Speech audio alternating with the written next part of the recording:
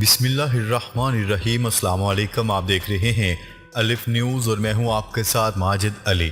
شامل کرتے ہیں آج کی headline. Army chief general Qamar Javed Bajwa اور امریکی سینٹ کام کمانڈر کا ٹیلی فونک رابطہ۔ امریکہ اور جاپان کے درمیان چین اور روس مخالف معاشی ڈائلاگ کا آغاز۔ سعودی ولی عہد کی فرانسیسی صدر سے ملاقات، متعدد شعبوں میں تعاون پر اتفاق۔ بے لگام راکٹ زمین پر کہیں بھی گر سکتا ہے، چین نے دنیا کو خبردار کر دیا۔ روس نے چین کی ون چائنا پالیسی کی پھر سے حمایت کر دی۔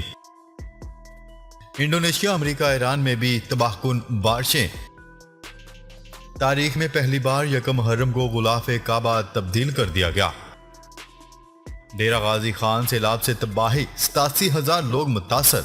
پاکستان اور دنیا بھر کی خبروں سے باخبر رہنے کے لیے الف نیوز کو سبسکرائب کر لیں اور بیل آئیکن کو کلک کرنا نہ بھولیے گا۔ ناظرین، اپنی آرا کا اظہار کمنٹ سیکشن میں لازمی کیجیے گا۔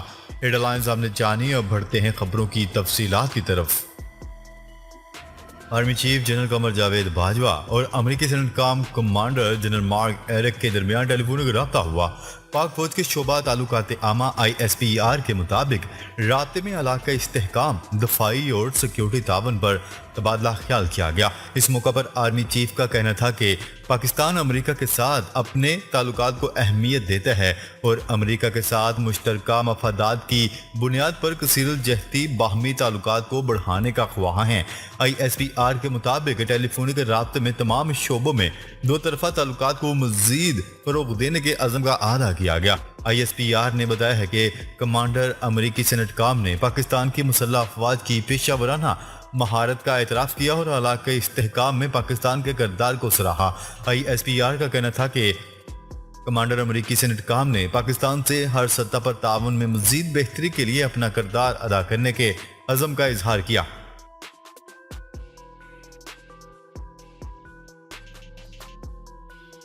خبر کے اگلے حصے میں بات کرتے ہیں۔ طویل المدتی اتحادیوں امریکہ اور جاپان کی جانب سے چین اور روس کے خلاف اور یوکرین پر روسی حملے کے بعد پیدا ہونے والی صورتحال کا مقابلہ کرنے کے لیے اعلیٰ سطح معاشی ڈائلاگ کا آغاز کر دیا گیا۔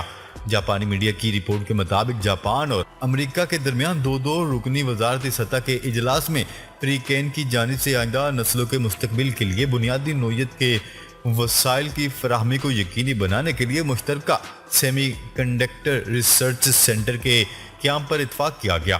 میڈیا رپورٹس کے مطابق واشنگٹن میں ہونے والے اس اجلاس کی صدارت امریکی وزیر خارجہ اور جاپانی وزیر خارجہ اور جاپانی وزارت تجارت نے اس اجلاس میں شرکت کی۔ اس موقع پر سیشن کے آغاز میں اینتھنی بلنکن کا کہنا تھا کہ دنیا کی پہلی اور تیسری سب سے بڑی معیشت ہونے کی حیثیت میں یہ بات انتہائی اہم بن جاتی ہے کہ ہم مل کر کام کریں اور قواعد و ضوابط کے پابند معاشی نظام کا دفاع کریں۔ ان کا کہنا تھا کہ کووڈ-19 اور یوکرین جنگ جیسے عالمی واقعات سے ترقی پذیر ممالک کی غیر پائیدار اور غیر شفاف قرضوں کے بوجھ سے نبرد آزما اور دنیا کے بنیادی سپلائی سسٹم کی کمزوریاں کھل کر سامنے آ گئی ہیں۔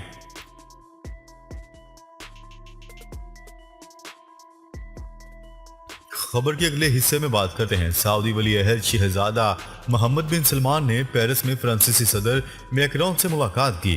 ملاقات میں دونوں رہنماؤں نے توانائی سمیت متعدد شعبوں میں تعاون بڑھانے پر اتفاق کیا۔ سعودی میڈیا کی رپورٹ کے مطابق 2018 میں جمال خاشقجی قتل کیس کے بعد یہ محمد بن سلمان کا پہلا دورہ فرانس ہے۔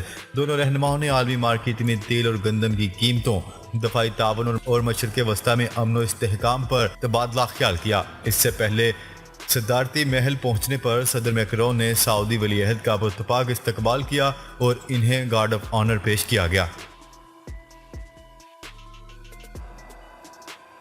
خبر کے اگلے حصے میں بات کرتے ہیں۔ چین اپنے بے قابو ہو جانے والے ایک راکٹ پر کڑی نظر رکھے ہوئے ہے، جس کے متعلق خدشہ ظاہر کیا جا رہا ہے کہ وہ مستقبل میں زمین پر کہیں بھی گر سکتا ہے۔ میڈیا رپورٹس کے مطابق چینی وزارت خارجہ نے کہا ہے کہ چین اپنے بے قابو راکٹ کی نقل و حرکت کے بارے میں بر وقت معلومات فراہم کرنے کے لیے پرعزم ہے۔ خدشہ ہے کہ راکٹ غیر متوقع طور پر زمین پر گر سکتا ہے اور جس آبادی والے علاقے پر گرا اس کے لیے خطرہ بن سکتا ہے۔ لانگ مارچ 5B راکٹ ہفتے کے آخر میں لانچ کیا گیا تھا، جس کے بعد وہ دوبارہ زمین پر گرنا شروع ہو گیا۔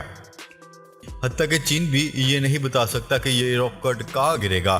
چینی وزارت خارجہ کے ترجمان سے میڈیا بریفنگ میں سوال کیا گیا کہ چین کے حکام کو معلوم ہے کہ راکٹ کا ملبہ کب اور کہاں گر سکتا ہے، تو انہوں نے جواب دیا کہ یہ ایک بین الاقوامی طریقہ کار ہے کہ زمین کی فضا میں واپس داخل ہوتے ہوئے راکٹ کے حصوں کو جلا دیا جائے۔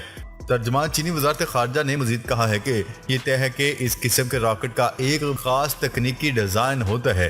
راکٹ کے زمین کی فضا میں دوبارہ داخلے پر زیادہ تر اجزاء ختم اور تباہ ہو جائیں گے، جس کی وجہ سے ہوابازی اور زمین پر نقصان پہنچنے کا امکان بہت کم ہے۔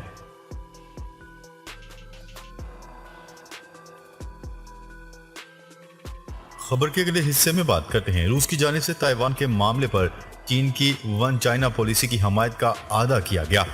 خبرسا ایجنسی کی رپورٹ کے مطابق روسی وزیر خارجہ سرگئی لاروف کا کہنا ہے کہ چین کی ون چائنا پالیسی پر روسی موقف میں کوئی تبدیلی نہیں آئی۔ ہم چین کی ون چائنا پالیسی کی حمایت کرتے ہیں۔ تاشقند میں میڈیا سے بات چیت کرتے ہوئے ان کا کہنا تھا کہ ہمیں چین کی خود مختاری کے اصول برقرار رکھنے میں کوئی مسئلہ نہیں۔ روسی وزارت خارجہ کی جانب سے یہ بیان چینی صدر کے امریکی صدر کو تائیوان کے معاملے میں مداخلت کے حوالے سے خبردار کرنے کے بعد سامنے آیا۔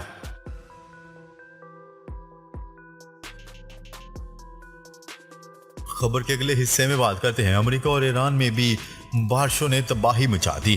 امریکی ریاست کینٹکی میں بارشوں کے بعد سیلاب سے 15 افراد ہلاک اور درجنوں لاپتہ ہو گئے۔ ریسکیو آپریشن کے لیے ہیلی کاپٹر اور کشتیوں کا استعمال کیا جا رہا ہے، جبکہ ایران کے دارالحکومت تہران میں بھی بارشوں کے باعث لینڈ سلائیڈنگ سے 6 افراد ہلاک اور 9 زخمی ہو گئے۔ امدادی کارروائیاں جاری ہیں، جبکہ انڈونیشیا کے وسطی صوبے سلویسی میں طوفانی سیلاب کے نتیجے میں 3 افراد ہلاک اور 4 لاپتہ ہو گئے۔ ڈیزاسٹر مینجمنٹ ایجنسی کے آپریشنل یونٹ کے سربراہ نے کہا ہے کہ موسلادھار بارشوں نے قدرتی آفات کو جنم دیا، جس سے سیلاب زدہ علاقوں کے 73 گاؤں کے تمام مکانات سیلاب زدہ ہو گئے۔ رات کے وقت اچانک پانی آیا اور عمارتیں ڈوب گئیں۔ 3 افراد ہلاک اور 4 لاپتہ ہوئے۔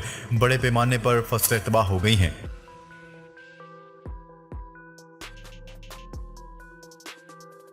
خبر کے اگلے حصے میں بات کرتے ہیں۔ مسجد الحرام میں غلاف کعبہ کی تبدیلی کا پرنور عمل مکمل ہو گیا۔ حرمین شریفین کے امور کی نگرانی وزارت کے مطابق غلاف کعبہ کی تبدیلی کی تقریب میں امام کعبہ اور حرمین شریفین امور کی جنرل پریزیڈنسی کے صدر شیخ عبد الرحمن السدیس نے بھی شرکت کی۔ مسجد میں موجود سینکڑوں عازمین نے غلاف کعبہ کی تبدیلی کا روح پرور منظر دیکھا اور دعائیں کی۔ غلاف کعبہ کی تبدیلی میں کلید بردار کعبہ منتظمین، سعودی حکام اور غلاف ساز قصوہ سیکیورٹی کے منتظمین سمیت 200 سے زائد ماہرین اور تربیت یافتہ کارکنان نے حصہ لیا۔ غلاف کعبہ کو قصوہ کہتے ہیں اور یہ مجموعی طور پر 16 ٹکڑوں پر مشتمل ہوتا ہے۔ قصوہ کی لمبائی 50 فٹ اور چوڑائی 35 سے 40 فٹ ہے۔ غلاف کعبہ کی تبدیلی کی تقریب ہر سال 9 ذی الحج ہوتی تھی، تاہم رواں سال تاریخ تبدیل کر کے 1 محرم کو غلاف کعبہ تبدیل کرنے کا اعلان کیا گیا تھا۔